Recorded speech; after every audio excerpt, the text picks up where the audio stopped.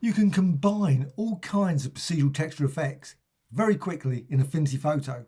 To start with, make certain you've got a layer. Now this layer is filled with that design already, that op art design.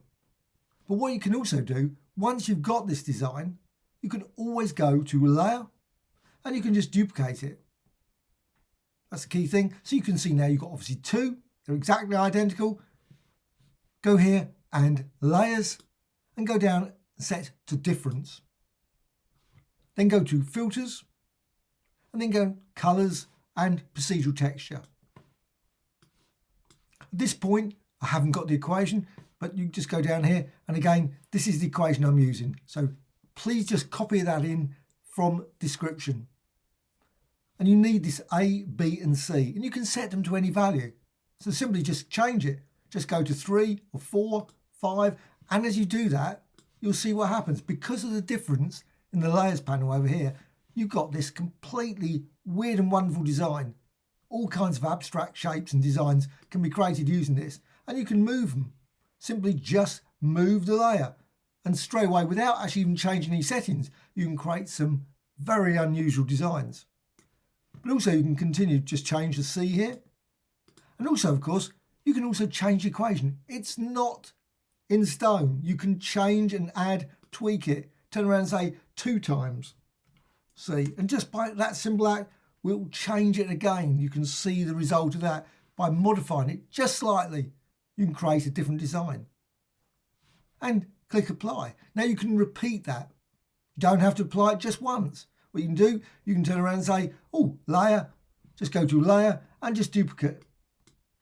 With that, you can see you've got this additional one on top. Now, I don't want to use this one, but I mean, I think that's pretty good, reasonably, very quickly done. Well, go to filters, colors and procedural texture. Bring this up. Now, unfortunately, each and every time you do it, the equation has to be re-entered. That's why it's always a good idea to save as a preset. So just select this one, and this is the formula again, the equation there. And you can see my preset, and you can create them simply by going to this right side. And there's an option here, create preset. Just means that you don't have to lose it each and every time. And again, do exactly the same. You can move this, and you can see the result of that. Move that out of the way so you can see it a bit clearer. And also, again, you can change the settings here. Push that up to 2, up to 4.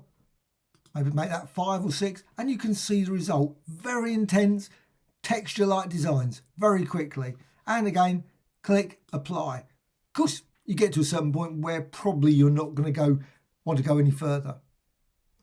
Well, you can always, at any point, just go to layer, and you can merge visible. So they can all be merged into one layer. So it's now all one layer.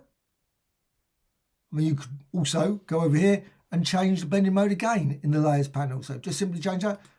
Maybe go with this one, linear or overlay or difference or exclusion and so on. Should we go for divide, you get a really lovely sketch-like design from that. Now, what you can also do, you can turn it into a pattern. So we go to layer, because it's a pixel layer. Go to new pattern layer from selection, and you can then resize it. Now you'll see there's a line there, a seam. We can just go up here, just go to the mirror, click there, and you've got a lovely seamless design very, very quickly. And you can move that, resize it, rotate the design as well. So literally thousands of designs can be created just from that procedural texture. Hope you found this tutorial of interest. Any questions, please let me know in the comments below. Always great to hear from you. Thank you much.